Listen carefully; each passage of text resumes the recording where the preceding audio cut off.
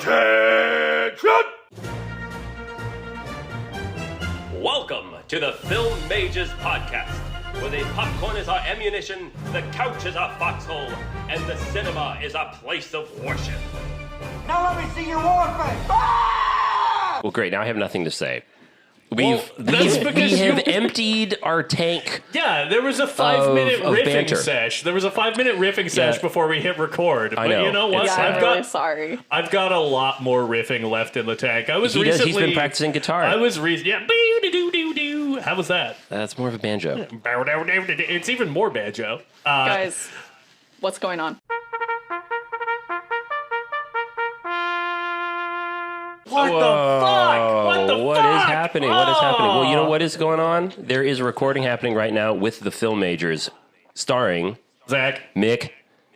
Alexis. That's and Alexis. That is Alexis. Alexis That's Alexis. just jumped us right into our famous segment, What's Going On? I don't It get was to so do fast. it often, so. It was so furious. It was so fast and furious. Oh my god. It was so almost hot. too It was fast. so furious. It was, yes. Like Fresno. Yeah. That's right. Yeah. Yes. Okay. Definitely something we haven't talked about yet. Yes, for sure. Or it's almost as hot as Barstow. It's hotter than the devil's dick in Fresno. Which is pretty right hot.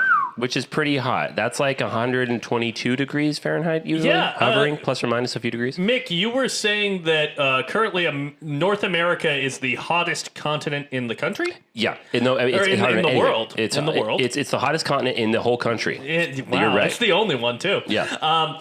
But, what better time to take refuge inside of a nice, cool movie theater? Right, or a hot living room. That's true. Yeah, that's true. Which is Or what a we're hot doing right living now. room. I'm so sorry, guys. I have central AC now, so... Wow, must be nice. Humble brag. But let me tell you guys, I haven't been living here for the past month, but my nephew got the energy bill for the last month that he's had there it is. AC. Yep. And been living here by himself. You wanna guess how much that bill was? $300. I'm gonna guess $4.99. You know what? Mick was the closest because it was $442.93. Mick was... Oh my god. $442. I saw that bill and I said, "Ooh, wow, that's crazy. That is crazy." Yikes. Yeah. That is Super yikes. Oh man, that's almost as much as I make in a Thankfully, month. I wasn't actually not good. here. So I told him, I was like, I'll help you pay a little towards this, but I'm not going to pay for all of it because You are a nice family man. Yeah, wow. Alexis is famously a family guy. You're giving me a look. Are you saying that I'm in a family way? Because I'm not. No, I just said you're a family guy, like Peter Griffin. Yeah. So, movies. I've been watching them. Mm-hmm. I've been watching them too, I've Alexis. watched quite a few films. Have you been watching movies, Alexis? Have I been watching movies? No, I've been watching TV shows, but we are not the TV major. We are not the TV major, so we'll table that for now. But once you guys finish your round off, I got to pop in with a little pussy, action over here. Hot. Totally. I've always said that about you. Zach, what have you seen? Well, let's see. Since we last met, I've seen several movies. Do we want to talk the good, the bad, or the... All right. Let's start with the awful. Let's start with the awful. I want to do whatever makes you happy. All right. I want to hear the bad first. Okay, well, I didn't get to any awful, but Beverly Hills Cop Axel F wasn't very good. I've been... I had never seen any of the Beverly Hills Cop movies prior to this year. I watched the first two. The first one is directed by Martin Brest. The second one is directed by the subject of our last episode, Tony Scott. Woo! And they're both a lot of fun, and Eddie Murphy is fucking amazing in both of them. He is just, perfect and, on the money in both of those movies. Nice. Eddie Murphy is still perfect and on the money in Beverly Hills Cop Axel F, but the movie is nowhere near as good. It is distributed by Netflix. It is content. It looks incredibly gray. It somehow manages to be, weirdly more pro-cop than two Beverly Hills Cop movies that were made in the 1980s. Well, That's the Reagan era, if you didn't know. Yeah. It's like trying to address, like, oh, Axel Foley is a black police officer. That's a real contradiction. And That's pretty cutting edge of them. like the first two movies addressed that better without like directly trying to address it, particularly that first movie. Yeah, so I was kind of disappointed, but Eddie Murphy, happy to see him really caring, but sad to see him caring in a movie that doesn't deserve that effort. Sad. Since Alexis wants to hear prayers, sorrow. Since Alexis wants to hear the dog shit to start. Oh, well. Are you gonna lucky give for me all dog of shit? us? Lucky for all of us. He's going to shovel it to you. Your beloved co-host Mick decided to spend Napoleon? He decided to spend 3 hours enduring the dumpster fire car crash that is Kevin Costner's Horizon, An American Saga Part 1. Ruh-roh. Oh, that's so funny. My dad saw that movie and he said that it's not good. So if he said that, it's got to be bad.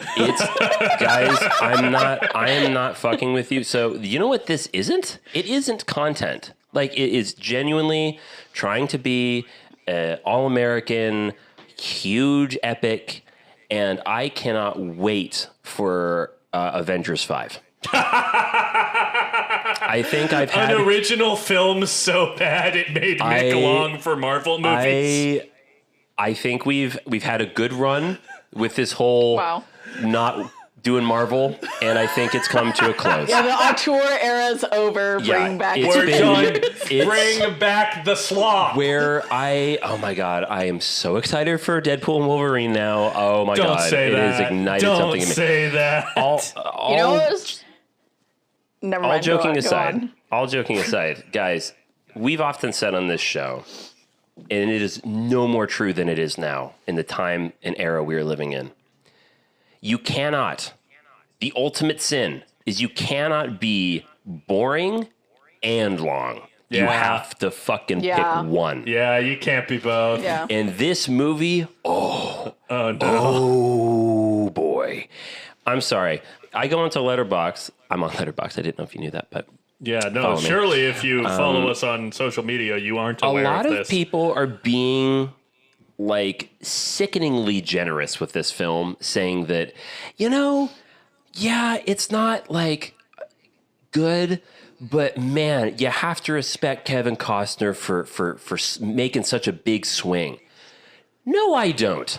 I do not need to respect him because you know what? Here's the thing. I really enjoy Westerns, and I think it's really cool that we could get like a new original one, especially if they're trying to make it epic, which they do try. How dare you fuck it up this bad? Because this honestly gives ammo. This gives ammo to the studios being like, yeah, that's not working, and they're right. It doesn't. It doesn't fucking work. I heard this is Kevin Costner coming off like a pretty big late career like resurgence with Yellowstone. Yeah. Which Sloan is a big fan of. Yeah, and he's like, you know what? Which I thought was illegal if you were under 40. I'm done with television, said Kevin Costner. Yeah. He said, I'm done with television. I'm going to go ahead and make a massive movie saga that is just television. This is what I've heard. I heard people criticize it. It's a 4-part thing, right? It's like a 4-part thing. Just make a TV series. Just fucking make it. And I heard people give it critiques of this. And I went, no, I'm going to go in. And I think maybe people are just complaining that it's too long and it's too layered. Kind of like those big epics of the old days like Ben-Hur or Lawrence of Arabia. No, this is like a messy TV show. Those criticisms are correct. Guys, there is a sizzle reel at the end, a 5-minute sizzle reel at the end of this film. My dad talked about this. Showing most of the stuff that you saw in the trailer for part 1 is not in this movie. Wait for part 2, apparently, because it shows it in this terrible sizzle reel. And then over the end credits, they play fucking Oh, I forget some fucking old ass. It's like Grace. Grace, is there a movie, a song about Grace or something like that? Or America the Beautiful? It's something like that. Amazing Grace. They start You don't playing. know Amazing Grace? No, I know it. It just left my brain for a second, but Zach helped me out. They played. He doesn't like music. They played Amazing Grace over the end credits. You have to understand that playing that after a movie that is so offensively mediocre, but takes itself so seriously. The audacity to play genuine Amazing Grace over your credits is one of the worst dog shit things I've seen. I have not seen a movie this bad. Go for it. What's up? When did Top Gun Maverick come out? Was that Memorial Day weekend in 2022? Oh, Yes. God. Was Yes, it? it was Memorial May. Day? Was Yeah, that yeah. in May? Yes. Why did I May. think that was July? No idea. Because Because it's so Independence Day? American, you would think Yeah, that it's going to come out it during did 4th just, of like, July, pop. but Memorial Day Well, is also the it had- Retroactively, it happened on the 4th. Top Gun Maverick also had such long legs in Yeah, the that box movie. office that That it felt movie was like in Yeah. theaters forever. yeah. Bring that That back, movie by the way. Yeah. had a great run for Memorial Day, and I'm sure it popped the fuck off on 4th of July weekend. I'm Yeah. sure it fucking did. Here, little sidebar. Let's bring back the 90-day release window and allow 100%. movies to make some fucking money. Yeah, because The that, 30-day release window in theaters is dog shit. I'll tell you what, if Top Gun Maverick was in theaters again right now, you know what wouldn't be? Fucking Horizon American Saga. Yeah, that would eat up the It's- demographic that goes to see Horizon and That's so American funny. The Saga. acting my is dad- terrible. Nothing happens. It's 3 hours and somehow nothing happens. I want to know what Alexis's dad thought. I always really prize when my dad actually has something to say about a movie, because it's very if you want a movie to reach the common man, you need it to reach my dad, because he is a common man. He is the common man. He is the common man. He was like, I just don't know if there was something more going on than what I saw, but I don't understand why there were pictures at the end. The thing that you guys call a sizzle reel, that I'm sure anybody in film would call a sizzle reel, my dad was like, there was just a bunch of pictures at the end. I don't understand it. I don't know why.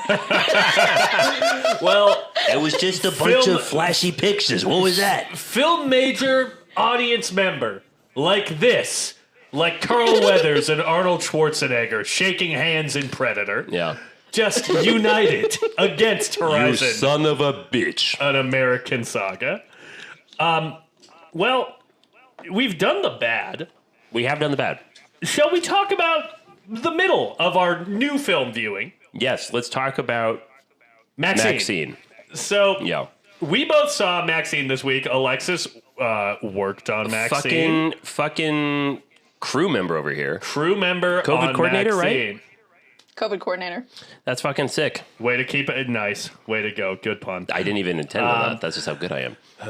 Anyways, I think that we were all somewhat on the same page on Maxine. Yeah. I think I liked it a little more than both of you, but I think Which is good. That's good. the criticisms that everyone has had of this movie, all of the people who I've talked to in my life, I pretty much agree with. I think I just had more fun with it. Yeah. I think I fundamentally cannot give a movie spoilers for Maxine. Stop listening if you haven't seen the movie. Skip ahead to the next section. There are sections denoted in the episode description. It's just Are been there on denoted. Spotify? Yep. Yeah. I Oh. can't give a movie where someone's dick and balls get stomped off in the first 15 minutes. I'm not even a dude. Less. I can't Not give even a that dude. That was anything horrible. less than a 3.5 because that rocked. That rocked. It ruled. I was in from that point on. There were many things I was not in on. But generally, the style of this movie, I think this is the best looking of any of Ty West's X trilogy, which I rewatched the first two films of this Well, it's week. got a much bigger budget, so. Yes, I think it used it well. I think that it's got something that I really loved in X and I missed in Pearl. It has a very fun ensemble. I think Kevin Bacon is having a fucking blast. I am so grateful that we cast Giancarlo Esposito to do something other than play Gus Fring. He's playing like kind of Al Pacino. Yeah. He gave me Pacino. I didn't know who he was, but that man is cool. Like, he's awesome. You just meet him and you think to yourself, you're a cool guy, aren't you? Yeah, he's motherfucking bugging out from Do the Right Thing. Yeah. Oh, yeah. Yeah. He gets his sneakers scuffed. Oh, fuck. Okay, I didn't even realize that. Yeah. That's crazy. I had a lot of fun with this movie. Right. But I cannot deny being frustrated by some narrative choices.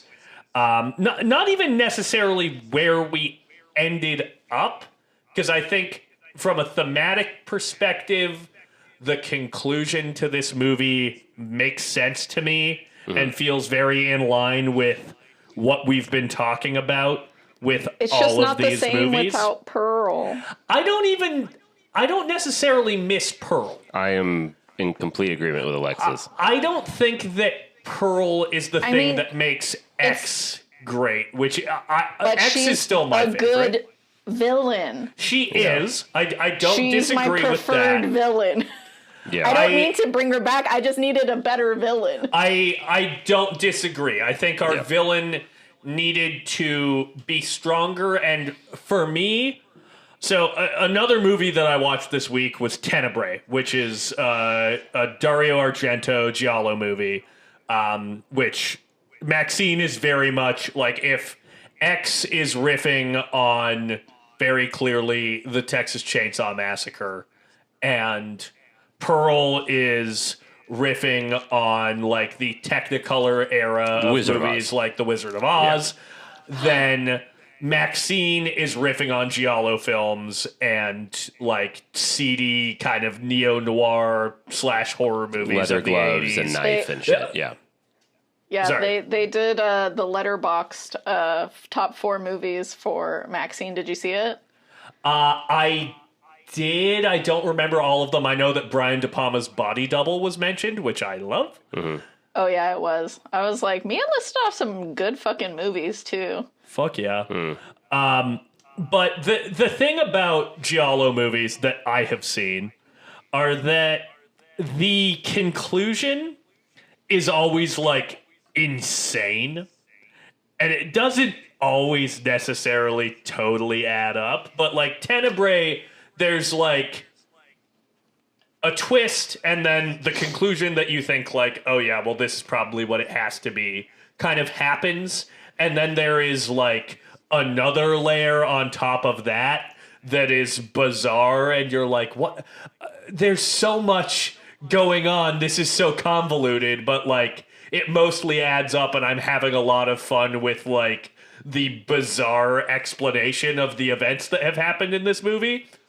And with Maxine, for me, we aren't presented a interesting alternative to what the resolution of the mystery ends up being. Mm-hmm. So it ends up feeling kind of inevitable. And even if like I personally am like, oh yeah, okay, no, I'm on board with what this is saying. This makes sense as a place for this to end up. I don't think that it was very satisfying getting there. Yeah. Yeah, I would... I'm a little colder on the movie than you are, but not much. I'll start with... and again, this is quite obviously a spoiler review of the movie, so don't listen to my section either. I'll start with what I didn't like, and then I'm going to end on what I really appreciated. So what I did not enjoy was... the movie felt a little, as a story and plot, a little aimless, a little directionless, and messy. I, too, watched X again right before the movie. And then the following day, I rewatched Pearl. So that they're all very fresh in my mind. And Alexis, like I said, I am in complete agreement with you. I think the bedrock of these movies is the character of Pearl, because on a rewatch, believe it or not, I now rank Pearl as, I think, the best one. It's my favorite now. I think it has the strongest narrative. And while I certainly still really enjoy the banter and the ensemble of X and them making a dirty movie, I adore that. I wasn't quite glued to the story as I am watching Pearl. And I realized that the secret sauce to all of this is Mia Goth's Pearl.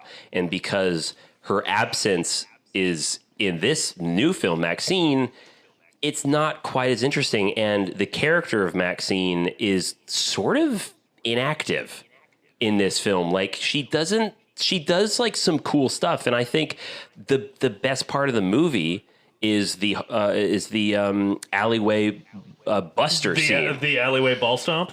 Yeah, and I agree with that too. But like, how is even if this was a better movie, that would still be the best part of the movie. I saw this at the Vista, fully packed house, and everyone was super in on this movie. That scene happens, and everyone was just electric. People were laughing, people were like oohing and ahhing, and then the rest of the movie, she doesn't really ever get back to that moment of just taking matters into her own fucking hands until like the very end. And even then, her spoiler, her dad just shows up. He's the villain. And again, this was something I saw coming, but told myself internally, nah, they wouldn't do that. That's not very good. And then they do it. And I was really disappointed with that. This was something I mentioned to you, Zach. Maxine kind of reminds me of like a David Ayer film a little bit, in the sense that it is a collection of very strong moments because of this absolute fire soundtrack. I see what you're talking about, but I think that's giving more credit to David Ayer than he deserves. Oh, well, like I'm just saying, like I don't think a David Ayer movie is a collection of strong moments with good music. Let me rephrase that. The only thing that works about David Ayer movies is the music. Is basically the fact that he's making a music video. This has way more going for it. Yeah. Like, no doubt. But it does remind me in that sense that the strongest moments of this film is just vibes. Yeah. Like, and that's fine, but comparing it, the problem with Maxine is X and Pearl. Like, it has really good predecessors. So this is actually... But really quick. Related to that, I have something. Okay. I just want to rattle off really quickly the things I do really appreciate. The vibes are fantastic. I liked that it tried to do this kind of Once Upon a Time in Hollywood, but with the 80s. Again, the soundtrack was really, really good. And even though I didn't find this movie really suspenseful, really, the kills, because this is like a murder mystery, the kills were fantastic. And on top of that, the practical effects, so cool. I absolutely applaud the movie for doing it and going there. When she sees her dad and the suitcase opens up and the bits of the co-star are just falling down the stairs, that is all beautiful stuff. So I do really applaud it for that. That's why it's more than just a meh for me. It's better than that. It's just not as good as its really, really good superior predecessors. Alexis. There's this guy named Kevin. He did the prosthetics. He did not do the head. There was someone special who came in to do the head, I guess I think it's the father, right? But like the fucking, the cross in Michelle Monaghan's eyeball socket. Oh, like, yeah. How did you see Michelle Monaghan, too? She's so sweet. She is so fucking nice. Hell yeah. She's Go back and listen to our Kiss Kiss Bang Bang episode. A Midwest sweetheart. Fuck yeah. And yeah, so like every day, like I'd have people like send me their like tests or whatever, right? And so like people started getting kind of creative with like what they would send in, you know, to keep it funky, keep it fresh. And one day Kevin just straight up sent me the prosthetic of her eye with the cross in it next to his test. And it was great. I don't know. That's fucking awesome. He was super nice. So A24 did a collab with Half Magic, this like beauty brand. owned by this woman named Donnie. Donnie does all the makeup she's head of makeup for Euphoria, and she kind of like did like all the she made her own makeup for that show and then like turned it into like a company once that show got really popular. And she did a collab with Sarah Rubano, who's the head of makeup for all of the movies, X, Pearl, and Maxine. That's and great. She's really cool, and I bought Kiwi? the collab already. Is she What? Kiwi? Yeah. Do you say is she Cuban? Is she Kiwi? Is she from New Zealand? Yeah. Yes. Okay. There you go. Interesting. Is she? All right. She's not from here. She's either, I think it's New Zealand or Australia. Yeah, just because like we forget that these are like New Zealand movies. Yeah. She probably is from New Zealand because the first two movies were shot in New Zealand. Exactly. And also in the end credits, Weta was a part of this as well, which is like super cool. Yeah, I will. So, I'm going to sneeze. I can feel it coming. Uh-oh. Gesundheit. Thank you. So I will say that I watched this with a group of my friends and past and future guest, my lovely girlfriend Sloan, who had never seen X or Pearl. Oh, okay. And I will say that this movie is good enough to make someone go, I really want to watch the other two of these. Yeah. So For sure. I will say that despite it being, I think, the most flawed movie in this series of films, I think it is very successful overall. I think that it is at least successful. Maybe I won't go so far as to say very successful. Yeah. But I think it is a lot of fun. If you are a horror fan, I think you will enjoy it. I think it's rare that a horror series in particular sticks the landing as hard as this. Yeah. And I think that is due to the continuous creative vision of Ty West and the continued involvement of Mia Goth. Yeah, I will say people are like, you know what? You at least have to respect Kevin Costner for taking a swing. And as I said, no. But with this, while again, I will say not my favorite. America's number one hater. We love it, folks.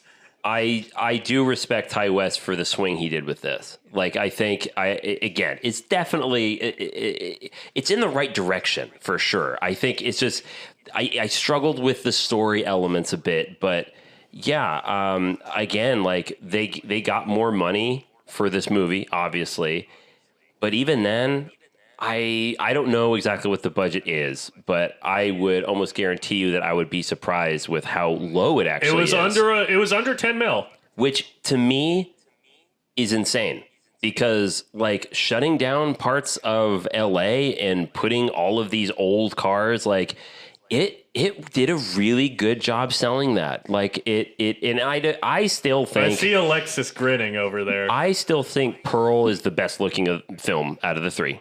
Personally, that's just me.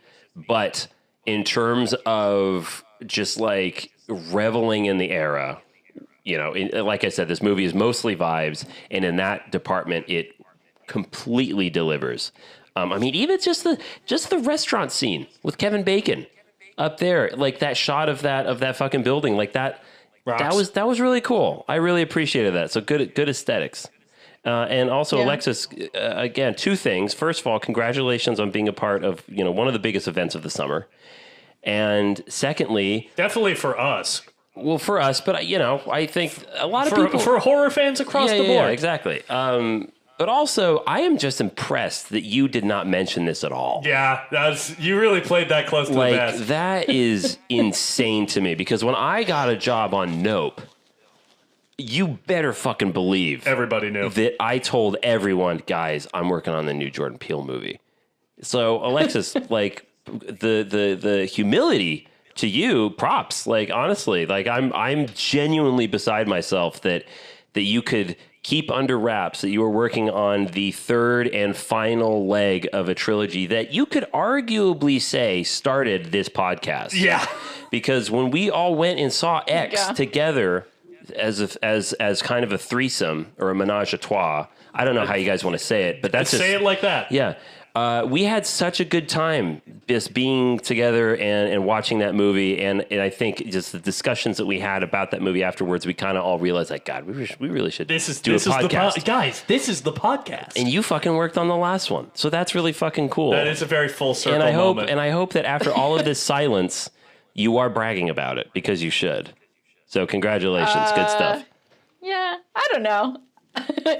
I mean, I don't know. I mean, that's fair. I don't know if I'm a bragger in the same way, but I really all right. enjoyed Well, it. humble brag. Fuck you too, I guess. Humble brag that she's not bragging. Humble brag.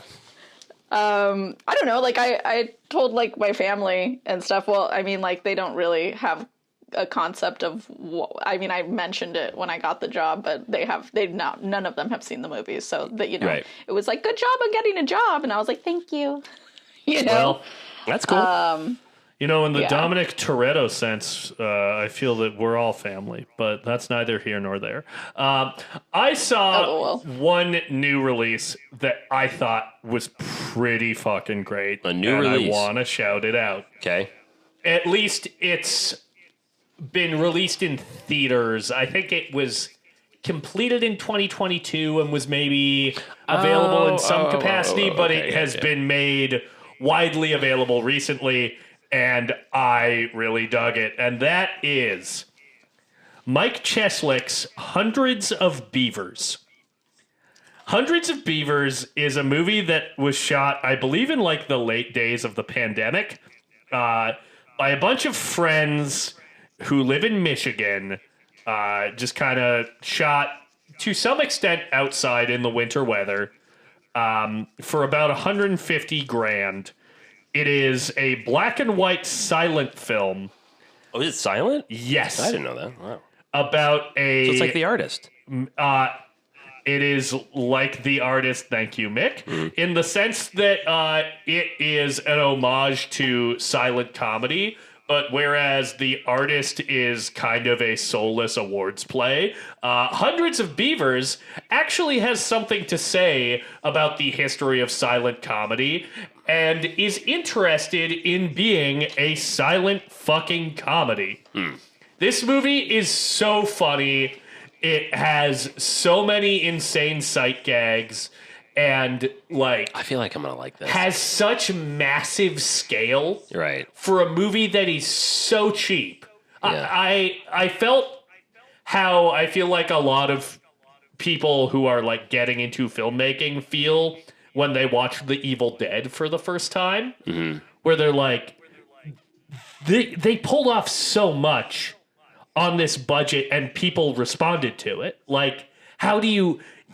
They're doing things that I didn't know you were allowed to do. Right. And I feel kind of similarly about Hundreds of Beavers, where it feels like a movie that is combining the aesthetics of silent movies and like cartoons and video games and YouTube videos, and it's getting to something new that feels like it respects all of those things.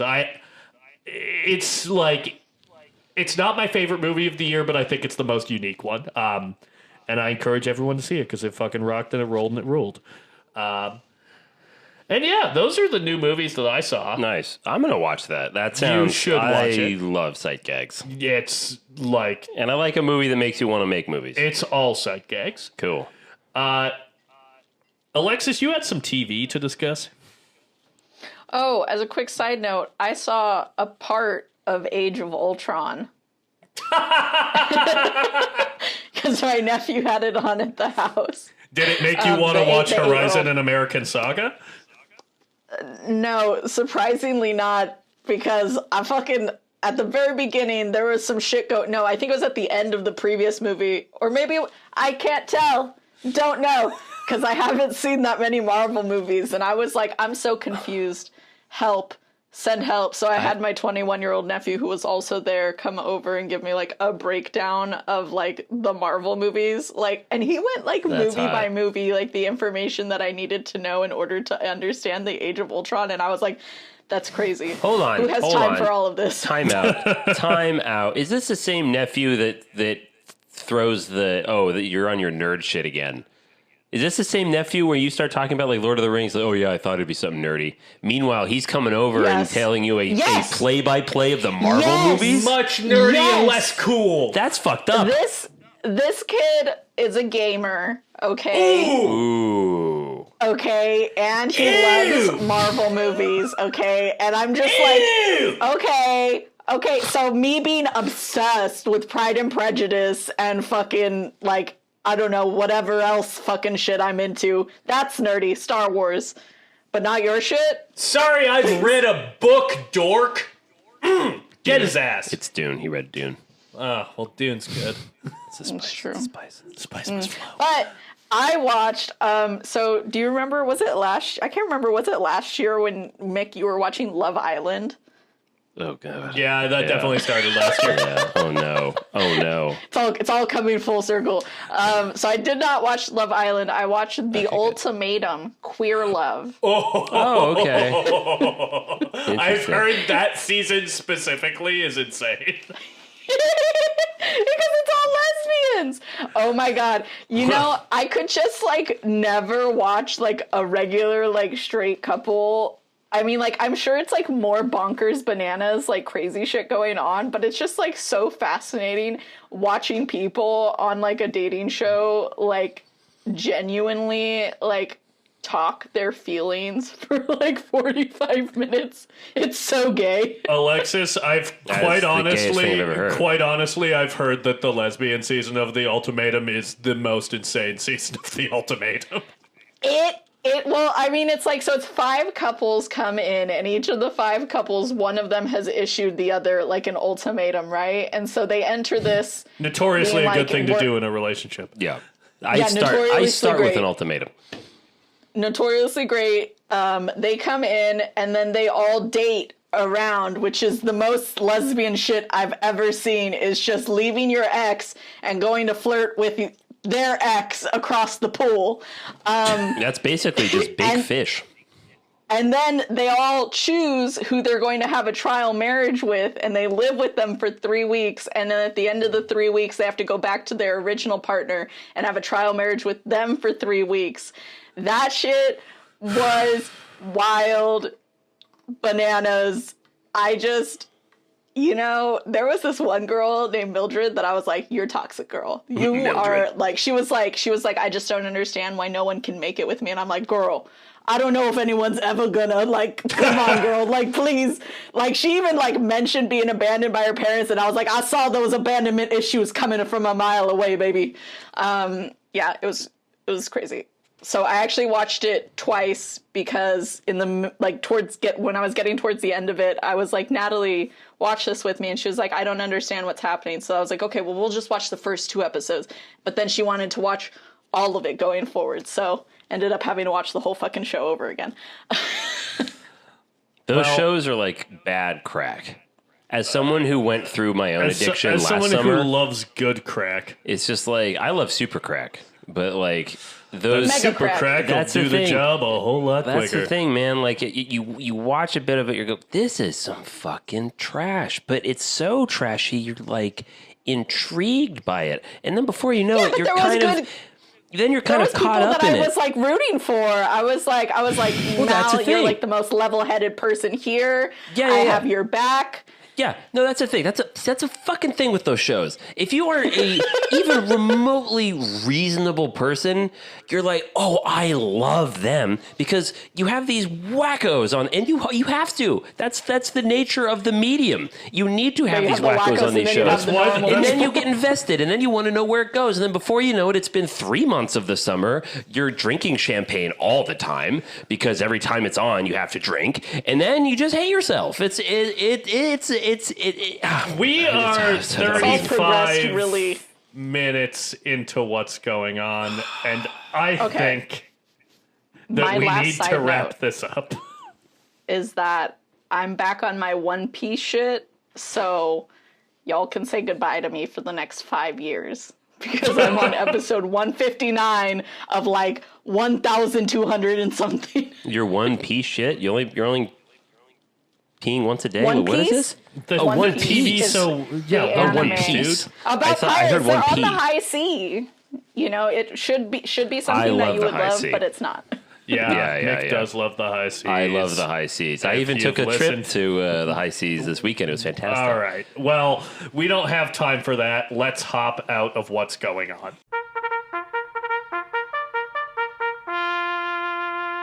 And now, we are here at our second big topic, Of what month? Blockbuster Month.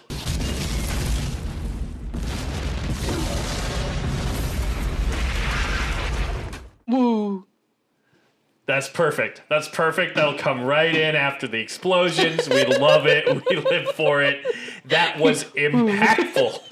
Woo. We are now here talking about our favorite non-actor cameos in films. Or it could be like a little bit bigger than a cameo. Like it can be like a supporting character, maybe. People who show up in a movie who did not have prior acting experience, Right. but were famous Right. prior to the film. Okay. Wait. Can I Wait. break the rules for 1 second? I mean, you And then- came but up then- with the big topic, so Yeah. go for it. Okay, I saw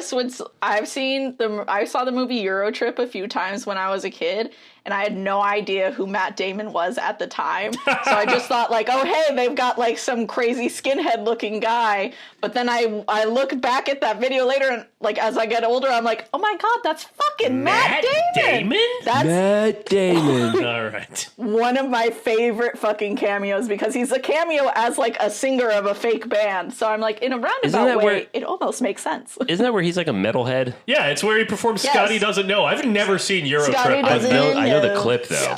Scotty doesn't know. Scotty doesn't know. He's like a good yeah. lip syncer. He is. He looks like so a skinhead. So that is I do see now why you said that. That is not at all the big topic today, but still a good shout out for and sure. I appreciate it. Yeah, and yeah, it's yeah, good. I enjoyed it. I want to shout out a guy whose, general work in his actual job I don't necessarily love.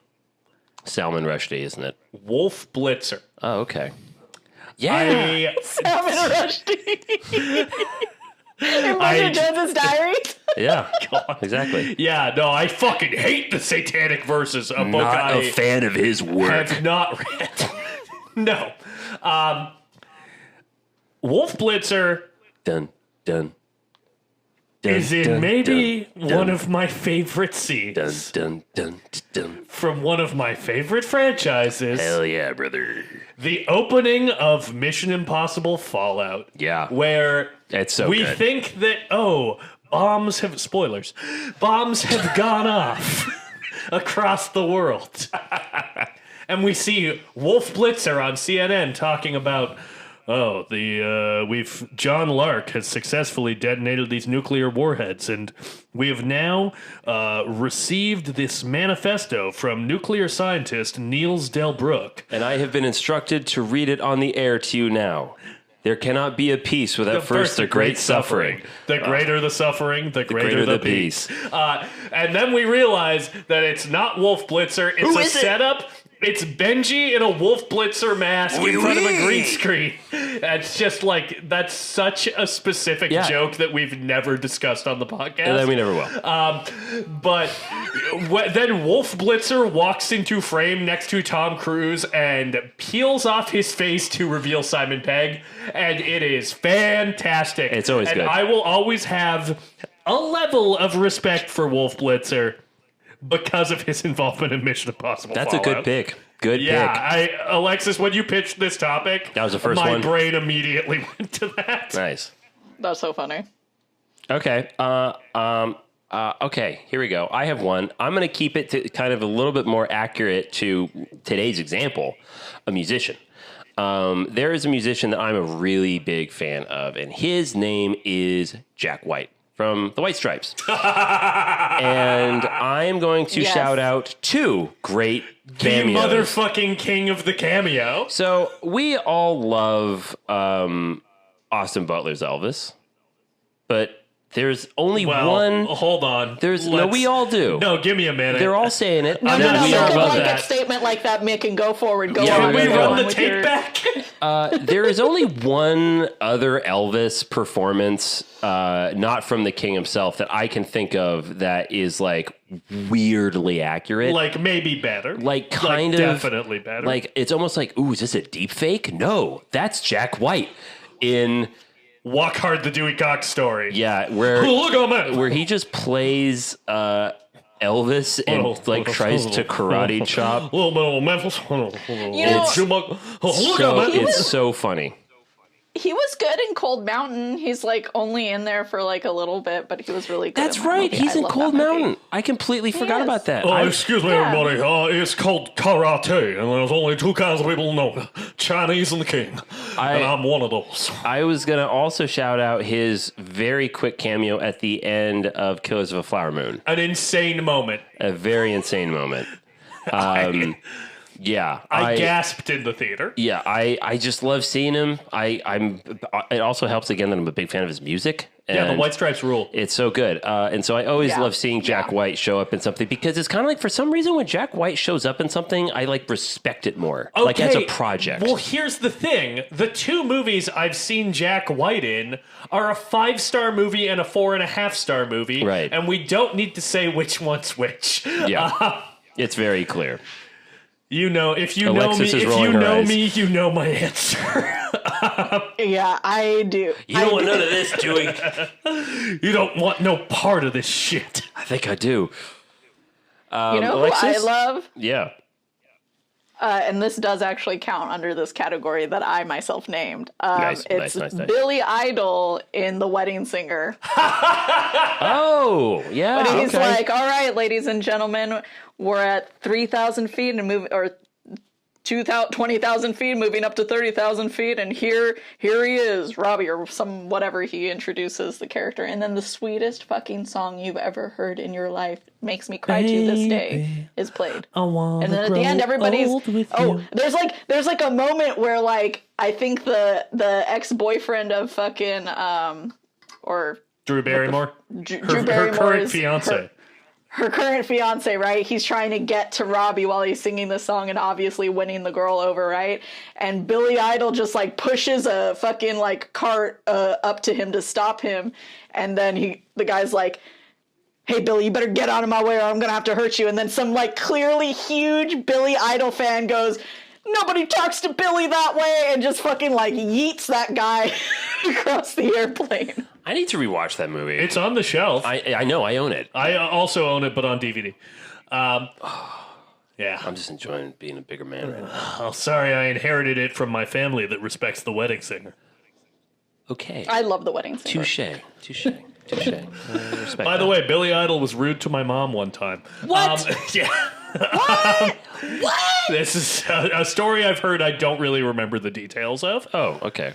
That's crazy. Well, that leads us nowhere. No, it doesn't. But I thought it was fun I to have say. another one. I have another What's one. your other one, Mick? I actually Oh, yeah? have quite a few, but again, I keep thinking of musicians. I've got one that's also a musician. And it's like so fucking blatant and it's so fucking stupid. But the catwalk scene in Zoolander, Oh, yeah, that was also mine. yeah. Yeah, that was I also love mine. that. Where it's like, That's a good one. who could we possibly have judge this catwalk fashion off between Hansel and Derek Zoolander? Oh my God, Hansel, he's so hot right now. And then literally out of the crowd, parting the seas, comes David Bowie, who takes off his glasses and says, "I think I can be of some service." And then it goes, pause, David Bowie across the fucking screen. Yeah. And when he wedgies himself, like trying to take off his underwear in his pants, and he pulls that huge wedgie out, Derek Zoolander, you just have David Bowie come down and slap his hand beneath the legs of Ben Stiller and go, "Disqualified." Like, why is David Bowie in this? And I'm loving all of it. Like, Yeah. that's so fucking random. Yeah, that is pretty fucking crazy. So I guess that is kind of expanding the category in that Bowie had been in some movies, but I guess I mean, David Bowie's a musician. Yeah. We all know David Bowie is a musician. Well, do we have anything else, Alexis? I do, because I know who is one of my favorites. Luda. We're getting right into it. What movie was he in? Yeah, Alexis, what was he in? It was in 2003's Too Fast, Too Furious, directed by John Singleton, which is the movie we're talking about today. We sure fucking are. Would you like me to read the description? Yes. This sequel focuses on ex-police officer Brian O'Connor, Paul Walker, who relocates from Los Angeles to Miami to start over. Becoming involved in the street racing scene in his new city, Brian befriends car-savvy Tej, Chris Ludacris Bridges, and Suki Devon Aoki. But his competitive streak ends when federal agents apprehend him and he must enter into a deal with the FBI. Working with new partner Roman Pierce, Tyrese, Brian begins a new dangerous mission to take down a powerful drug dealer. So, Alexis, Yes. you picked Too Fast, Too Furious. Because it's Too Fast, Too Furious. Yeah, well, I mean, that does kind of answer my question as to why. You know, I don't know. To be honest, I don't even think I've seen the first movie all the way through. I've never seen the first movie. Yeah, and I think I've seen, like, parts of, like, a couple of the other sequels. I think I've seen most of Tokyo Drift. This is the only one that I've actually seen, like, from beginning to end. And I've seen this one beginning to end, like, multiple times. Because it was always on, like, cable TV, like, back in the day. My sister loved the movie. I mean, you know, Paul Walker was, like, a babe back in the day. So, like, you know, I don't know. It was of its time. You know? Yes, it is. It most fucking certainly is. Yeah. I may have never seen a movie more of its time than Too Fast, Too Furious, because holy shit. Now, Mick, I assume you'd seen this movie before. I'm quite fond of Too Fast, Too Furious. It was probably the one I watched the most as a kid. I guess this is the follow-up question is, how much of the Fast and Furious franchise have we all seen? I've seen everything up to Fast 5. Alexis? Girl, I don't even know. I've seen like a third of maybe like two other movies, and I've seen most of Tokyo Drift. Right. So not a lot. And you've only seen... I have seen... So, in 2021, I was working on a commercial. Right. And I got incredibly sick the first day of the commercial.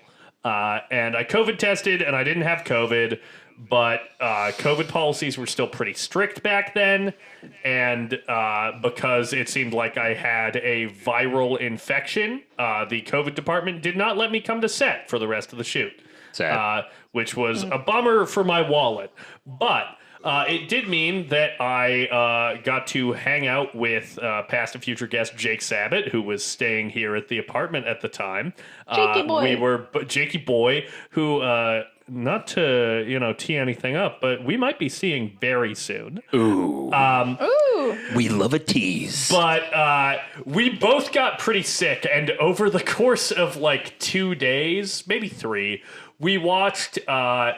Fast 5 through Fast 9, including Hobbs and Shaw, which we did not like. So I had seen basically all of the later Fast movies before watching this one. I have not seen Fast X, the most recent one. Right. Okay. That's interesting. Yeah, I'm the exact opposite. Yeah, I guess the only one we have seen now, other than Too Fast, Too Furious, is Fast 5. Fast 5, yeah. Which I still think is the best one. But I know, you haven't seen Furious 7. It's funny that I watched Too Fast, Too Furious the other night with my girlfriend, who also adores this film. She is a longtime fan of this. And we also watched The Fast and the Furious and Fast and Furious Tokyo Drift. because of this. Wow, when you could have been And- expanding your horizons to the other Fast films. I have to say, I really appreciate Fast and the Furious, the first one, because it's a great LA movie. But Alexis, I have to give you props. Out of all of the OG movies that started it all, Too Fast, Too Furious is by far and away the best one.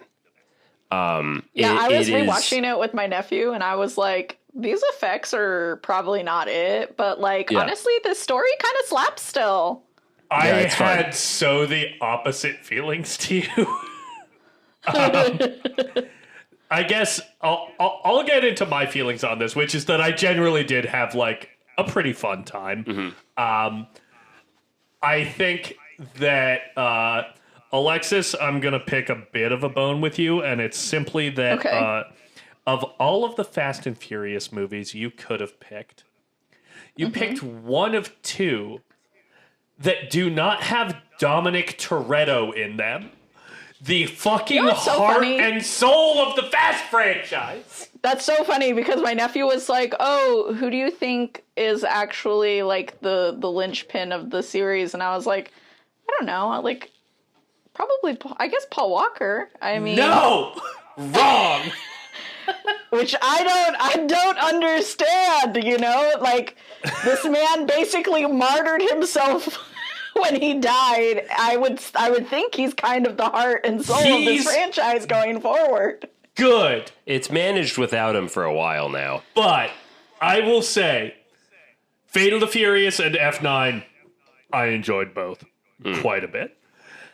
I think that the thing that makes the Fast and Furious movies fun is that they are all, to some level, kind of dumb as rocks, and I do not say that pejoratively. Right. Which is completely I true. like many movies that are dumb a as car fucking movie. rocks. Yeah. I love Malignant, but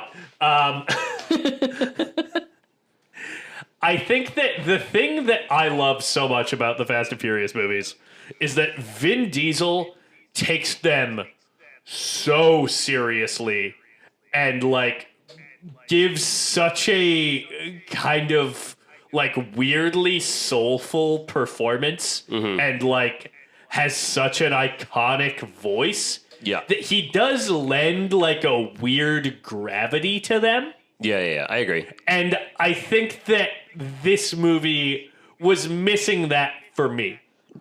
However, I kind of liked the way the car sequences were shot It's good. Great stunt work. more than I like basically any of the other Fast movies.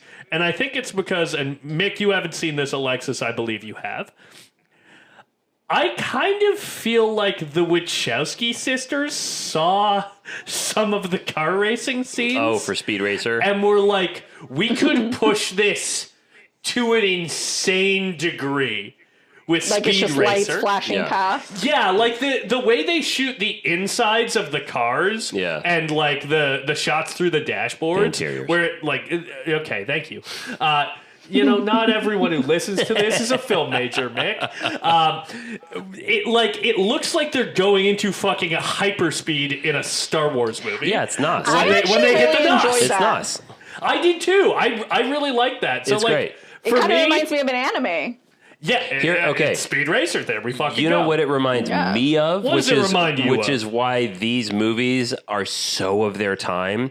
Did you guys ever go to those birthday parties? Mick, I made a note of this. I literally, At this is in my these, notes. at these diners, and they had arcade games, and They had the racing games. They had the racing games. You sit at the steering wheel and you play these games where you're driving through New York, you're driving through Tokyo, you're driving through Miami, you're You're driving through Tokyo some, drifting, if you will. you're maybe in some fictional fucking city. The graphics are terrible, but you're jumping bridges, you're going through these light tunnels, and everything is just so fucking techie and whooshy and bright and neon and Good words, everything. use more. Whooshy, whooshy, whooshy. And this movie, those games I really don't think would exist or have been as popular had you not had Too Fast, Too Furious, or even The Fast and the Furious. I watched that again, like I said, and it's very similar to that, Zach. Okay. Where it's just super fucking ridiculous. You keep talking about these games like they're in the past. like you can't just every time you go to the arcade that you don't just play these games. And are you telling me that you guys never go to the arcade? In the past, like, 5 years, none of you have been to the arcade and played a fucking racing game? I don't. Oh, I went to a D&B's not that long ago. That's cool. Did you play a racing game? Yeah, I think I did. That's cool. I should. They sound fun. I I feel don't think like that's so up your alley, man. I grew up without owning a video game console. Yeah, same. So I feel like when I go to an arcade, the stuff that I tend to gravitate towards is like the basketball shooting and air hockey is my big one. Because I fucking love air hockey. I'm crazy about air hockey. I played hockey, and there was an air hockey table at the ice rink that I played hockey at. So after hockey practice, I would play games of air hockey with my dad. So when I was air hockey's my jam. The movie theater that I grew up going to with my dad, Manchester, here in Fresno, they had like a little corner where there was game stations. And so the one that I would always ask it, can I have a quarter to go play while he was getting concessions, was Arctic Thunder. Arctic Thunder. Fuck yeah, bro. My parents never were like, yeah, you can go play the arcade at the movie theater.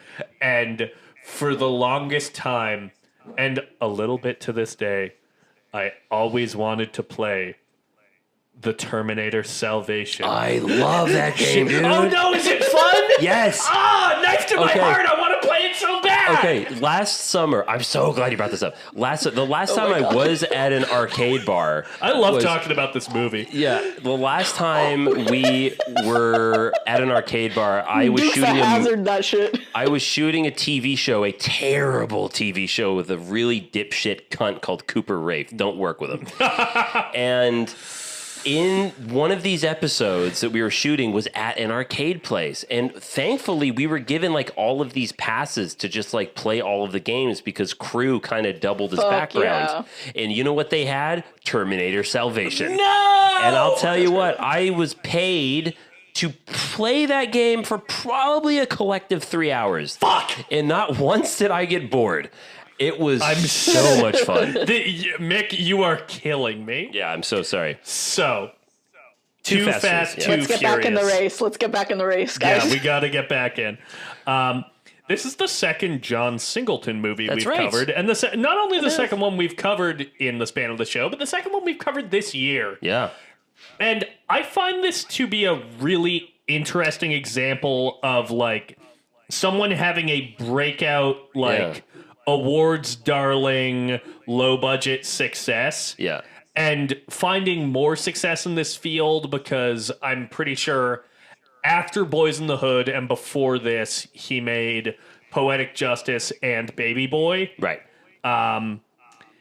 And this feels like a movie that, like, he got as a more low budget filmmaker by kind of relating it to the films he'd made before, because I watched some behind the scenes of this, and he talked about how, when I saw the first The Fast and the Furious, I was like, oh man, I really wish I'd thought of that, because growing up in Inglewood, street racing was a big part of the culture and a big part of my life. And there aren't a lot of things available online that I found in terms of the behind the scenes of this movie.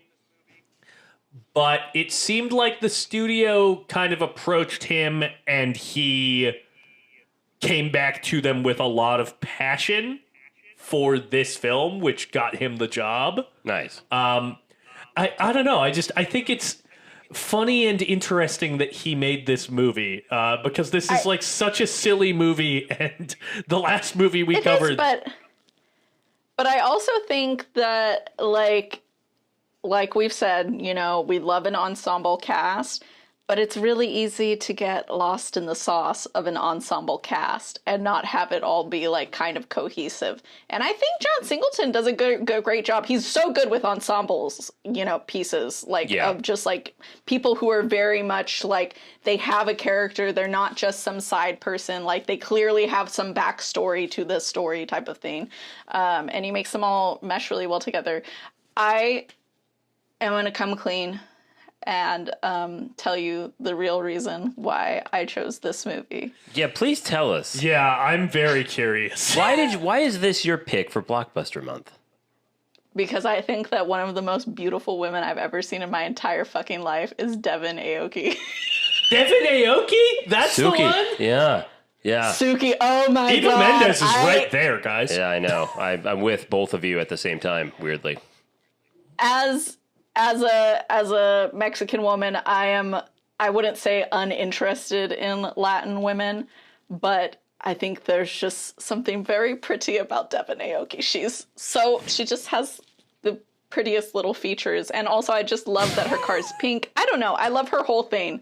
And I love that she just tells Luda, like, whatever. Like, she tells him what to do, basically. And I'm like, yes. And she's, like, really into cars. I'm like, there's nothing that's not hot about this woman. Why don't you come to my garage and I'll work on your front end?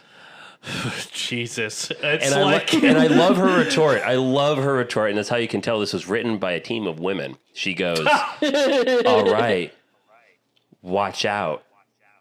That's it. That's all she says. She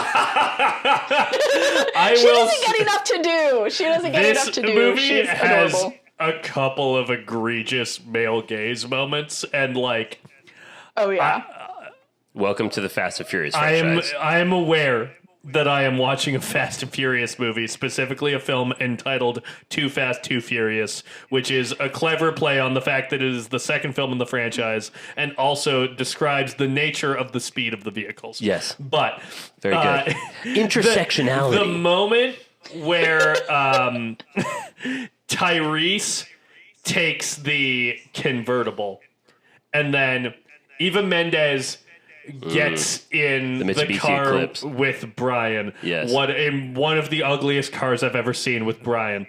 And the Mitsubishi Evo, the yellow one? And I'll be with you in a moment. Oh my God. And Roman goes, why are you getting in the car with him? And Eva Mendes goes, well, you get the convertible. And it's like, yes, cars and women, two objects of desire for men to possess. Goddamn right. It's just like, it was such a, the car and the woman are equally desirable to these straight men. If it's a competition, we both won this round, buddy. Yeah. You know what? But what follows it's that? Egregious. I love what follows that is where fucking Paul Walker does the stare trick on her, where he's one of the funniest things ever. He's driving like a fucking maniac, looking deeply into the eyes of Eva Mendes without blinking, not looking at where he's going, and then he just stops at the stop sign, and then Tyrese Gibson pulls up and goes, "Did he do the looking at you while driving thing? I came up with that," and then like drives away. There are so many just like stupidly reckless things done in cars in this movie. Here. Like, I feel like in later Fast movies, there are equally insane things done in cars, but they kind of serve a function within the narrative, even if they are fucking, featuring Zach. Ludacris. But it's Too Fast, Too Furious. I didn't consider that. You need to remember that. Consider that. You need to remember what you're watching. I'm sorry. Recontextualize. Yes, that flipped my whole world. What Alexis is just saying is, I see where you're going, Zach, and I wouldn't recommend it. I love Tyrese Gibson. He's so good in this. So good. He just like 100% like took every line and ran with it. And to be honest, I bet you he ad-libbed that line about the mole on the guy's nose. Yes. Oh, 100% that was an ad-lib. You have to. Oh, yeah. Had to have been an ad-lib. And I was like, that's crazy to say that right to that man's face. I found it interesting kind of how like straight Tyrese plays this and like how serious he gets to be. Mm-hmm. Because once you get to like, F9, he's doing like Control F9. extremely like broad comedy shit, shooting a car into space with Ludacris, a thing that happens. Yo, okay, so I But, did have like- a moment Oh, sorry, go ahead. towards the end where I was like, wow, yeah, I get it. Yeah, American Muscle, cool. And then when they said, he's like, are you going to Dukes of Hazzard this shit? I was like, and now I understand why they have American Muscle. Now I get it. It was all for this one joke at the end. That's why they have these cars. Click. I didn't know a thing about Dukes of Hazzard, and the ejector seat did make me laugh. Unbelievable.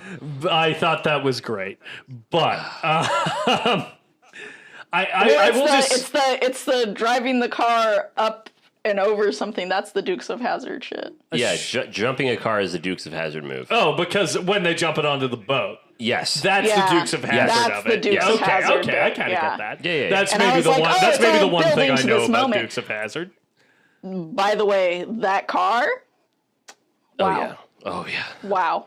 What is it called? A Yago or Yako or Which was it? one? A Jaeger. the blue one? No, the blue one. That's a Camaro. It's a Camaro. That's a What did they Camaro. call it? Was it just a fake name? And the I don't remember what they were calling it. I feel like they definitely didn't call it a fake name based on watching the behind the scenes of this movie. Yeah. There's the one people thing this who work movie on takes these very seem to seriously. Take cars extremely fucking seriously. But speaking of taking things seriously, I will just say I think that it's interesting that Roman gets to like have kind of a tragic backstory in this.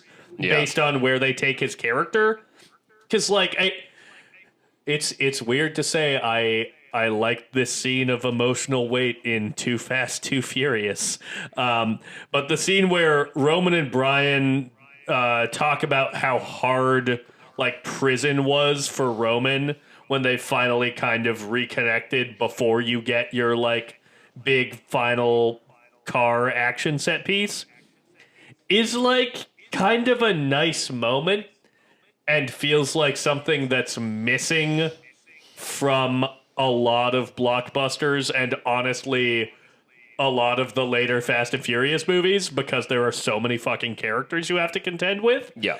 Is just like this quiet moment of like these two guys reconnecting, even if it is, you know, in a movie where I don't totally connect with any of the performances or by the emotional weight of it. I like that is there to invest us in these two's relationship. Nice. Cool. It's Too Fast, Too Furious. It is Too Fast, Too Furious. So it's called a Yanko Camaro, just so you know. Yanko. Yeah, Mick. Yanko, it's a modified Camaro, and I guess by some guy named Don Yanko. Anyways, I think the thing that I love about, I was about to say Ludacris, but John Singleton, is that, like, you know, obviously, Tell us what like, you in love about Boys Ludacris after this. is that in Boys in the Hood, like, he got Ice Cube to be on that without Ice Cube ever having been in a movie before, and like fully utilized Ice Cube in that movie, got really great stuff with him. Like, obviously we know that Ice Cube was just like a movie star kind of waiting to happen, you know, but Yes. I just think he's really good. He must be a really good director. Because, I don't know, I love Ludacris in this movie.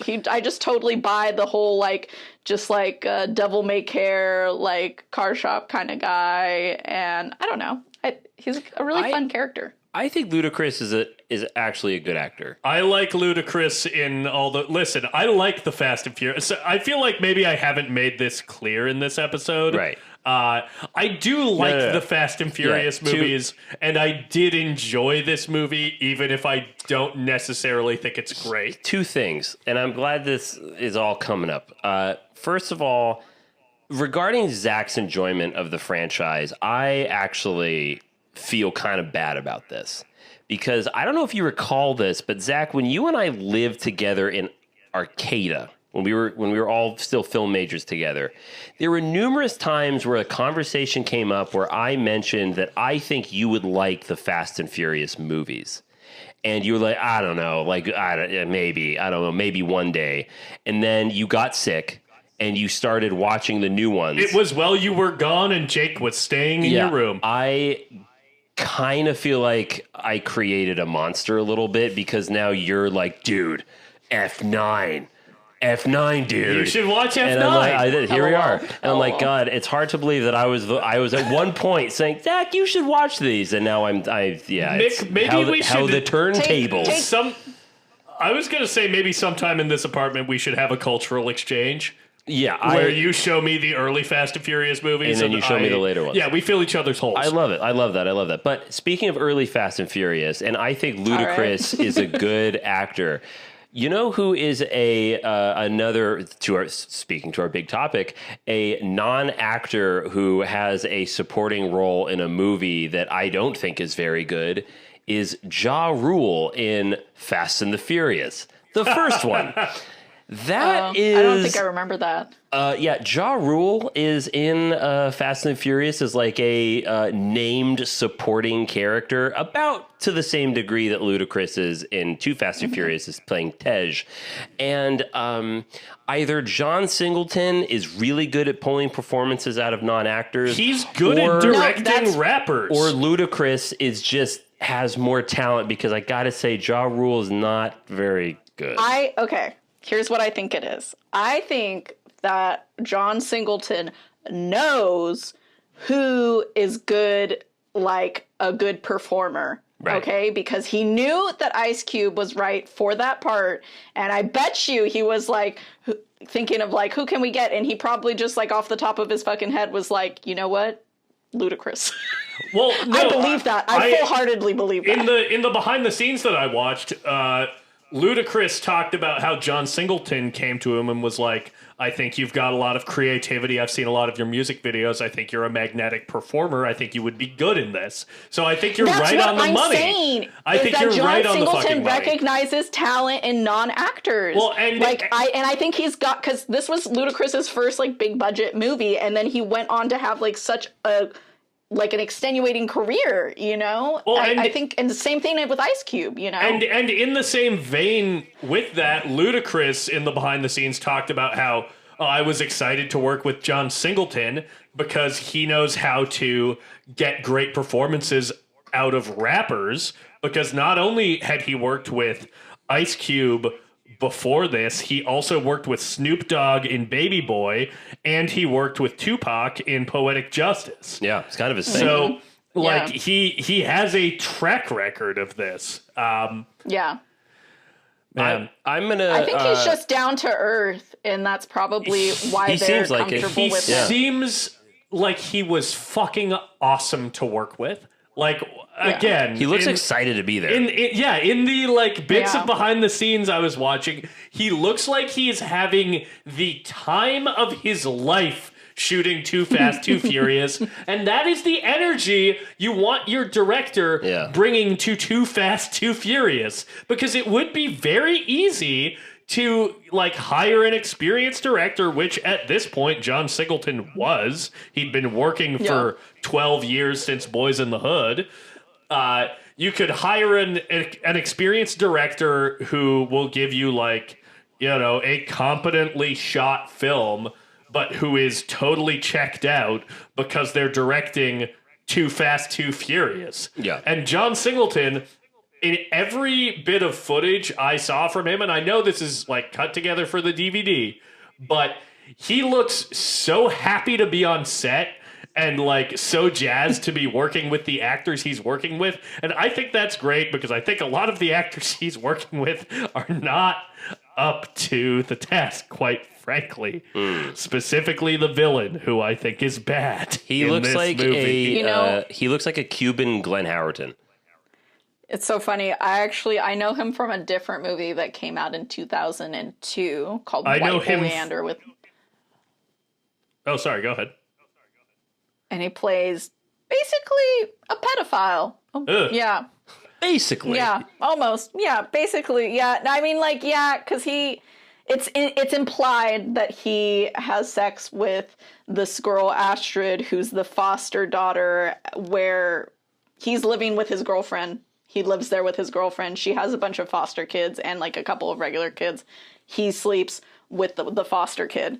And the story is like about her. So it's just like one foster home that's like shitty in a line of like shitty foster homes. But yeah, no, he plays a creep in that, and he plays a creep in this. And I mean, I don't like him, so. There you go. We've actually covered a film that Cole Hauser, who I believe plays the villain in this film, was in, and that is Dazed and Confused. Oh, no He shit. has a... He plays like yeah. one of the bullies, right? Yeah, he plays Benny Yeah. O'Donnell in Okay. Dazed and Confused, which was 10 years before this, so he actually might have been one of the kids. Oh, wow. That's crazy. I'm not sure how old he is in this film. He was probably one of the bullies. He would have been in his 20s in Dazed and Confused. I'm going to go ahead and take the conversation for a bit, if that's okay. Go for it. Alexis, I'm glad you picked the Fast and Furious movie for Blockbuster Month, because there's been something about the Fast and Furious franchise as a whole that I have long respected and admired about it, and I'm glad it exists. So, Yeah. for a long time, the really big mega franchises, whether it's Star Wars or whether it's Harry Potter or whether it's Marvel, and that includes X-Men, they are all pretty much white-led franchises. Like, all of the really big money makers are very Caucasian films. And then they'll hire, people of color as tokens. Token casting for certain diversity characters. hire. A diversity hire, exactly. The Fast and the Furious movies, from their inception, from the first one, are all revolving around immigrant communities, whether it be the Latinos, whether it be the Chinese, whether it be the Japanese, whether it be the Puerto Tokyo Ricans, drifting. whether it's the Cubans, all of these Whether it movies, be a whether it's soulful white boy in Tokyo. whether it's African Americans or whether it's a white blonde surfer from Redondo Beach, Brian. But here's the thing. All of the movies all have a very rich, diverse ensemble on screen. And they are all very, very appealing to different cultures across the board. I mean, you just listen to the soundtrack. Half the songs are in Spanish. They are black hip hop artists. I mean, it is such a multicultural event. And this has been happening since the fucking first one. And it's been a continuation from that. And something else that I like about it, the reason it makes so much money across the world and because so many people are into it is because each one takes place in a different locale. So the first one takes place in LA. The second one takes place in Miami. The third one takes place in Tokyo. The fourth one takes place in Mexico. The fifth one takes place in Brazil. It is a globe-trotting movie that explores the urban environments and the cities and the cultures of all of these different places around the world. And they've been doing it seamlessly, and it's just baked into their formula, while all these other major franchises are all doing these like quote unquote diversity hires. And so again, something I've always loved about these movies is that it includes fucking everyone. Everyone's in on this. You look at these street race scenes, everyone's fucking there. Everyone's represented. I think that's the only way that it works. I mean, Yeah, they wouldn't exist without it. Is it gonna feel real if you have a bunch of like white actors that are like, I don't know, like brown adjacent, I don't know, Well, it's also about a Also different just- class of people, too. These are not about rich people, and the rich people are always the bad guys. Well, because the rich people aren't doing those things. Like, I don't know, like, it's not going to feel real if you have just like white people like, oh, he went to prison, I guess for the times, you know, it's more believable if it's a person of color, you know. Most of these people have been like, you know, characters in the first couple of movies are like in and out of like jail or whatever. Well, and I mean, like, how fitting is it that Brian's the white one and he was a former cop? It's a fucking cop. I like him much cop. better in this movie because he's not a cop anymore. Yeah, and I like that Tyrese calls him a pig and punches him in the face. Let's fucking go, John I love that. Singleton. As John Singleton said, like, he saw the first one and thought, I wish I had seen that or had come up with that because of what he saw happening in Inglewood. Like, this is about, and this is something I like about these early films. And I don't get me wrong, I love it when it goes balls to the walls, like heist shit. Because I love a heist film. You haven't even seen it go balls to the wall. Oh, quite frankly, you haven't. I've seen Fast Five. It begins getting there. It only gets that movie is grounded. But what I love about these early ones is that it's just about fucking street racers. And that is so cool because it really is a window into a type of community that is so odd. But again, everyone takes part in it. And that is like so appealing. I think that's why this is like the perfect movie to have had John Singleton do the sequel, because he's so good at developing like a sense of community within his movies, you know, like you feel a part of the block in, like, you know, Boys in the Hood. You feel a part, like, I remember watching this and being like, wow, street racing would be so fucking cool. Like, he values family. Like, he values family, if you will. He does. Yeah, Family. no, he absolutely does. And I think that that's kind of what is cool about like the scene where they like get everybody together. Luda calls everyone in and they all like kind of come out of the warehouse area together. That scene. So great because it's just like that scene. Because what is community? It's just us showing up for each other when we need you to show up, you know? I'm in a pinch, you're going to help me out because we have each other's backs. As a kid, that scene was always my favorite. And let me tell you, as an adult who it had been a long time since I'd seen this and I had completely forgotten about the warehouse climax, I adored it, and that shit fucking works. When they pull into the garage and the cops surround it, and then all of a sudden you hear some people shouting, and then you hear like 100 engines turn on, and the doors come up, and these 4 Dodge Ram pickup trucks that are lifted as a battering ram beat the cops back like they're fucking monster trucks, and then all of these cars come rushing out, and all of the characters that we saw in the beginning are all helping each other out, and then you get into the cars and oh, surprise, it's Sookie and Ludacris. What? I totally forgot about that. It fucking works. The last act of this movie is fucking perfect. Like, it is, and then you have that fucking they have that Dukes of Hazzard joke, and then they jump the fucking car onto the fucking boat, and I was like, jumping the car onto the boat. You're a fucking crazy white boy. You're a crazy fucking white boy. Okay, so a few things about him being a crazy white boy. Mm-hmm.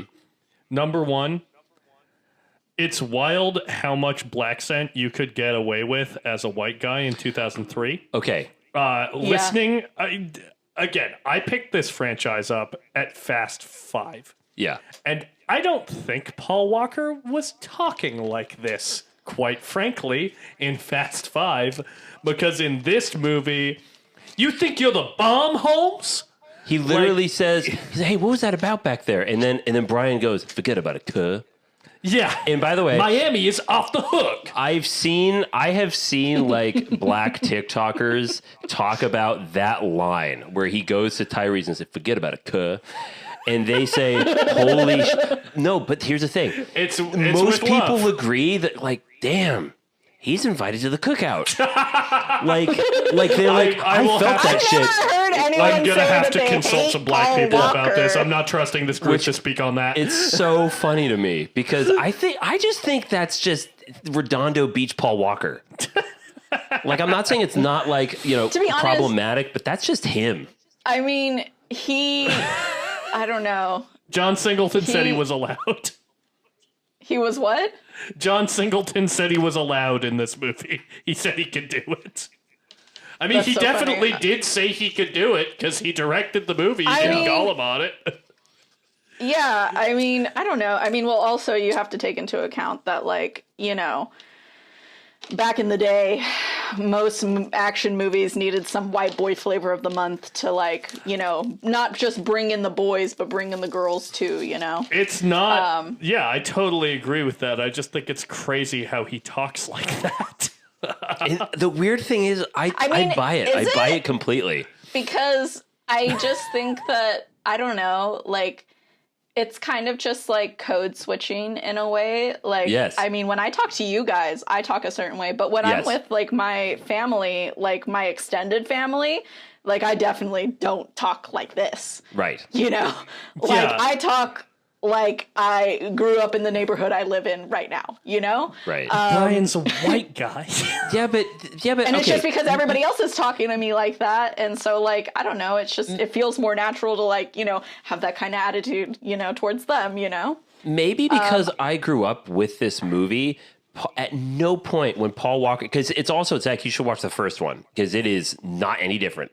Paul Walker talking like that just does not stick out to me as being weird. That's so it funny. totally, It was like the first thing I noticed. I I mean, totally when you're fits. like, when you're the white boy at like an all black school, like you're gonna end up talking like the people around you. You just like pick Yeah. up the vernacular and like accents of everybody Okay, else. totally, you know?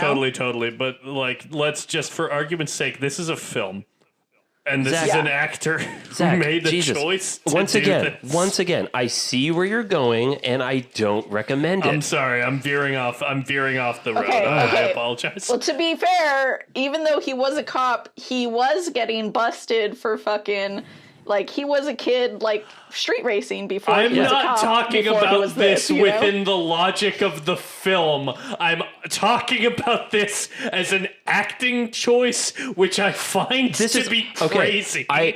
This is what I mean, though. This is what I mean. I 2003! don't, guys. That's what I'm saying. It's Ti- crazy how much black scent you could get away with in 2003. I don't think this is an acting Yeah. choice. I think that is Paul Walker. I don't think, because you watch the behind the scenes. And He's not talking like that. Yes, he is. Not to that degree. I don't know, man. No that's way. Just, that is just Redondo Beach Have you ever Paul seen Walker. She's All That? No. You haven't seen She's All No. That? Everybody's coming for me, and I need you to all stop it. I don't know. I think that the kind of like swagger to his, the way that he talks, I think that's just from where he comes from. But I think obviously some of the phrases that he uses are probably just from the script or whatever.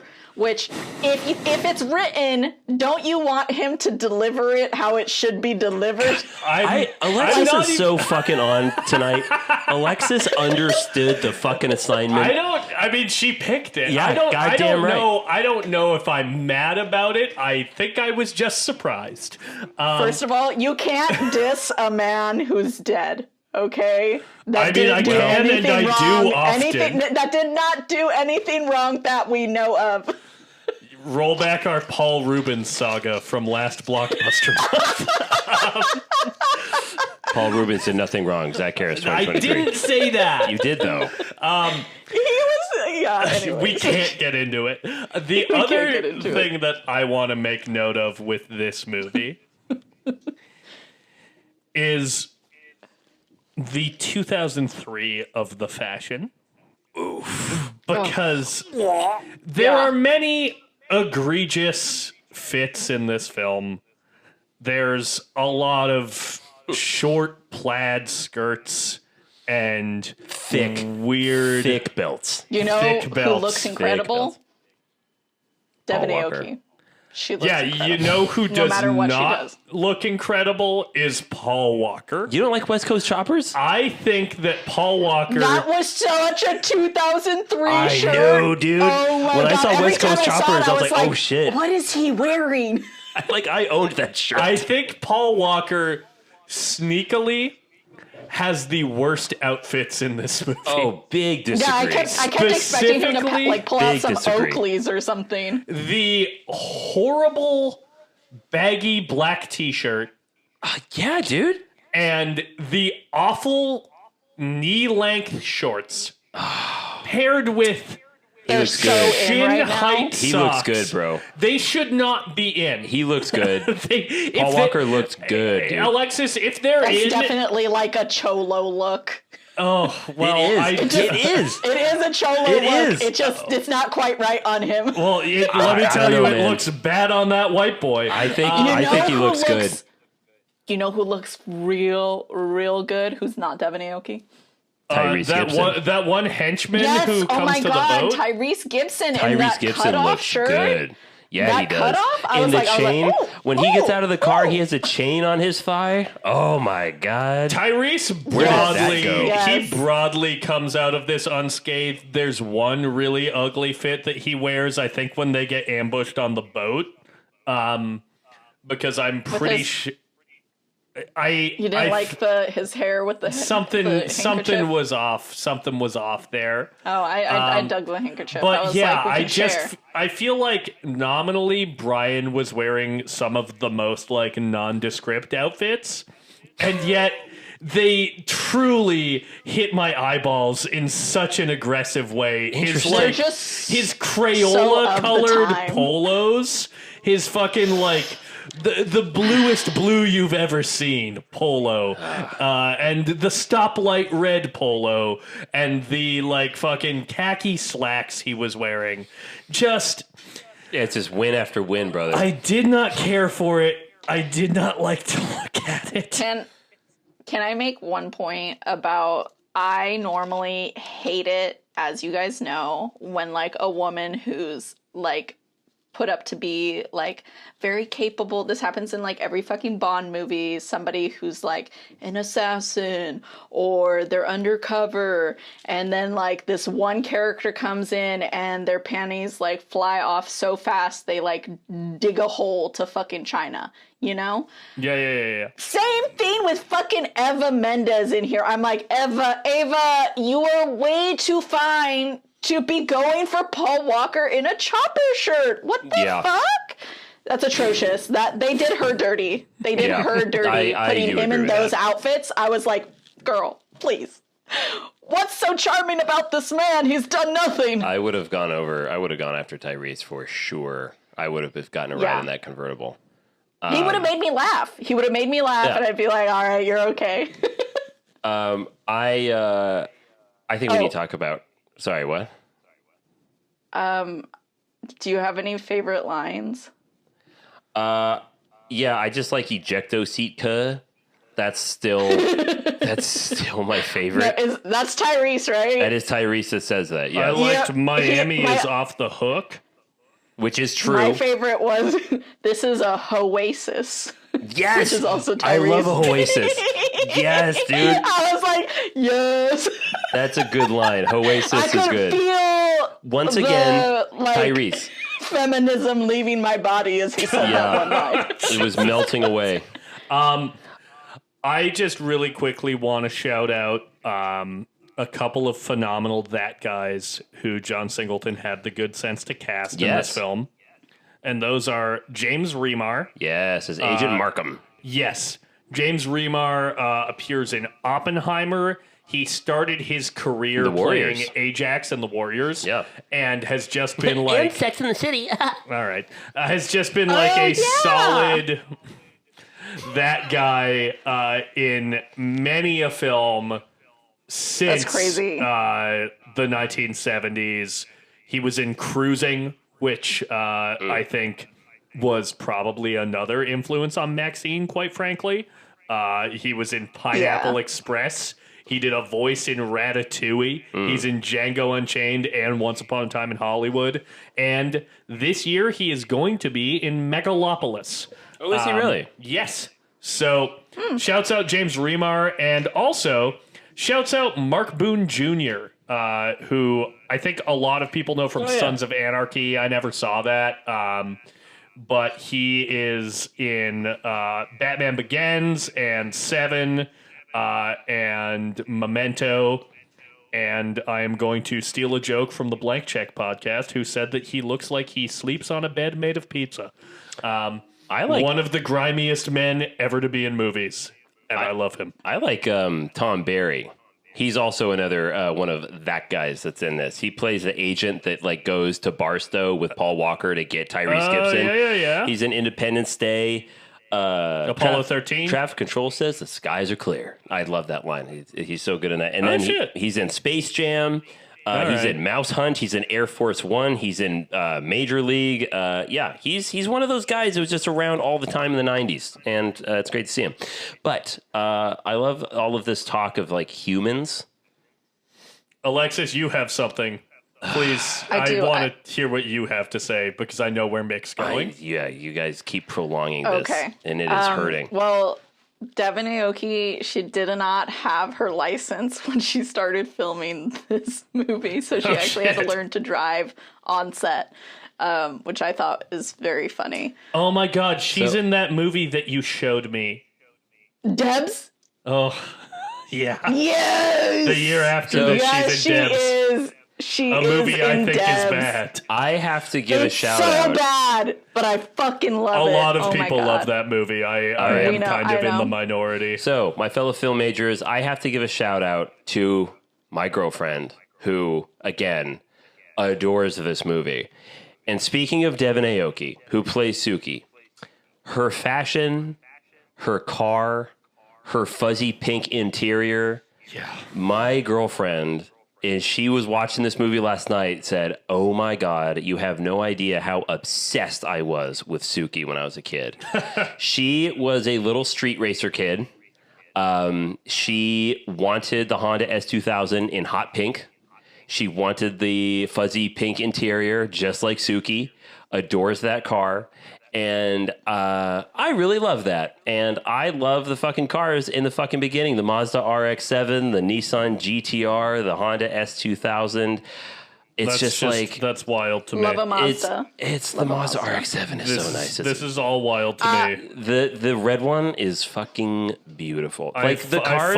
I find this film to have some of the most hideous cars I've ever seen. Look, they are completely like street racered out. They look like a child's drawing of a car. So the Nissan GTR, the silver one that Paul Walker has in the opening of the movie. I can't believe Alexis let you get away with this 2 episodes in a row. I absolutely adore it. He got to do planes last time, and now he's doing cars this time. I just want to shout out. He should be in prison. I want to shout out the. I went to the Peterson Museum too. Yeah, with a goddamn right. I feel outnumbered. I feel outnumbered, and I'm scared. I'm scared. I was a big fan of the people that cast the cars in this. This is the one overlap we have. The silver Nissan GTR, if you notice, the driver's side, the steering wheel was on the right-hand side of the car. That's because that is an import that was illegal up till like recently to own in the United States. And the fact that they put that in this movie, it's kind of considered like the holy grail of like road racers. The fact that he shows up in a GTR, you have to understand, is like the road racer equivalent of James Bond showing up in a goddamn Aston Martin. Yeah, but an Aston Martin looks cool. You don't like the Nissan GTR? I don't like basically any of the cars in this movie. I think the aesthetic of this film is very of its era. Did you play with Hot Wheels as a kid? Well, everybody was like really into it. No, I wasn't a big Hot Wheels kid. It like shows. I had Hot Wheels. It shows. God. So I don't know, Zach, you were probably too young to understand this era, but I remember I'm a little baby. When my mom got a Chevy Silverado in 2000, it was technically my parents bought it together, but they got pinstripes on it. And that was very, very popular at the time, was to get pinstripes on your car. So I don't know. I enjoy It's because your parents are cool. That's what that means. To be honest, the pinstripe that they got on their car looked really good, and it had like a little arrow kind of thing with the 2 different colors. It looked good. Okay, they had good taste. I wouldn't say that every car looks incredible. You're right. The yellow one is ugly. Awful. You guys don't like the Mitsubishi Evo? That is an awful car. Okay, it's not the car. It's the way color. it's styled. It's also the way the car. It's styled. I'm gonna argue Okay, it's well, also the car. You drive a fucking Prius. Yeah, drive I a don't. Prius. I don't You think my drive a car looks Prius, good. I Zach. don't give You a fuck can't- about cars. That's the problem. You can't- treat them like they're an appliance, and It they're gets not. good mileage. It is an appliance. It takes me where I need to go. So, So are you sad. telling me that when somebody's seen like very little movies and like they've seen their favorite one is one that you're like, well, that's kind of trash. Do you listen to their opinions about movies? Son of a bitch! Did I just get played? I think you Did just I got just played. get played so hard? Fuck! Guess who didn't come to fucking play? Came to Goddamn fucking slam right. down on your fucking ass. Son of a bitch! I just fist bumped Alexis over Zoom. No! Goddamn right. Damn it! Wow, it's so nice to be right It sometimes. is so fucking nice, man. Yeah, it doesn't happen often for you two. So, Boy. you my know what God. I've realized? I think we should just throughout end this the episode. conversation? I think we should end the episode And right there. This is actually entirely related to what you're saying right now. We have barely talked about the plot of this movie. We basically I love the haven't. torture scene. The torture scene's really cool. The torture scene I've always remembered that one. is Yeah. kind of awesome. It's always stayed with me. The rat, yeah. Yeah, it's Yeah, like the straight. rat, yeah. They did steal it from 1984, but it does rule. Okay. And I do. But It's for very people creepy. who've never seen 1984, Like me. you I haven't know- seen the movie. I read the book. Like a cool Yeah, guy. but like, Oh, God. do you know how This is interesting literally you sound 1984. when you tell somebody that if you put a bucket over a rat on a person's body and you start heating up the bucket, the only way they can go is south, like through the body. I love telling people that a rat can tunnel through a body, and they're just like, "Why do you know that?" It's like Too Fast, Too Furious. As someone who Alexis is on her street shit. and as I someone like who it. had a pet rat as a kid, that's really fucked up. For who? I had pet rats. You when I had was a pet little kid. rats? Yeah, they were fucking You adorable had pet pets. rats and you drive a Prius? Yeah. Oh. What? I'm just soaking that in right now. I also braid my pubic hair. Okay. So That I knew and am totally okay with. rock and roll. Do we want to say anything about the actual Yes. story of this movie? I do. Actually, Zach, I do appreciate you for reining this in. You're welcome. I'm the Even only though, person who's even been though drinking that I this am time. totally enjoying relishing and not having it reined in. Honestly, it's Too Fast, Too Furious. Too fast, so Too Furious. fast. I looked over at Sam as I was watching this, like in the beginning, where it's like, okay, they're road racing in the beginning, and they get caught. Paul Walker goes to jail from the U.S. Customs Office. That's weird. Then the guy from the first Fast and Furious, Tom Barry, he shows up. He's like, hey, we got a mission. And we need a driver. A really brave driver, like a street racer. And I looked at Sam and I went, God, this was from an era of film that was just fucking simple, and God bless it for it. Like, The reasoning is flimsy it's as just fuck. fucking. They just gotta drive the car. It's just like, and also they're like, yeah, and like the FBI is involved in this because like they know that Paul Walker's the man for this mission to bring down this cartel guy. Why? It's because he goes fast, zoom zoom. That's why. Ah. Yes. And I love Would you it. say he's too fast and too furious? I love the idea that there is this entire like law enforcement apparatus that is dedicating itself to expunging the record of people like Paul Walker and Tyrese Gibson in this, and they actually have like the two Mitsubishis that they've painted these colors. And where'd you get these wheels? Like they've done their homework. They know what they're doing. They are inserting themselves into the seedy underbelly of the cartel street racer adjacent world. And I dig it. It's terrible, but it's so much fun. It's so of its time. Weirdly, It's fantastic. you know what movie feels like very in line with this that I rewatched recently is Premium Rush. Anybody watch Premium Rush? Cyclist film Yes. with Joseph Sounds Gordon-Levitt, like right? a Viagra. Mick is correct. Alexis, you're not wrong that that's what it sounds like. But it is, in fact, a crime thriller. Get over here, honey. I took my Premium Rush earlier, and I got a real hot on. But it's a movie that's like, what if we delved into the seedy world of cyclists? And you know what? Go. It's kind of fun. It's not good, but it's kind of fun. Interesting. But yeah, it felt like that movie kind of feels like the last of like an era of studio filmmaking. Yeah. It came out the same year as The Avengers. That was like, okay, we got to have a vague crime plot and Right. a vehicle. Yes. And you know what? That And we is gotta have kind a of... villain It's already too many who words. hates women, who's misogynistic, You so we gotta know we hate have him. one guy Yes. who's sick of ladies. Yes. Yes.